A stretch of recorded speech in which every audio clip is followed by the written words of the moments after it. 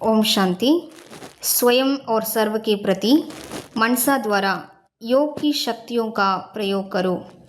சுயத்திற்காகவும் அனைவருக்காகவும் மனதின் மூலமாக யோகத்தின் சக்திகளை உபயோகப்படுத்துங்கள்.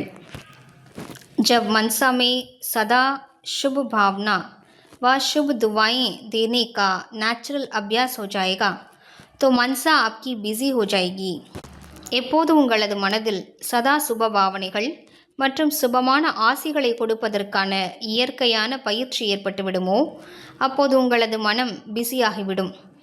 मन में जो हलचल होती है उसमें स्वतः ही किनारे हो जाएंगे. மனதில் ஏற்படும் குழப்பம் கொந்தளிப்புகளிலிருந்து தானாகவே விலகி விடுவீர்கள். अपने पुरुषार्थ में जो कभी दिल शिकस्त होते हो वो नहीं होंगे.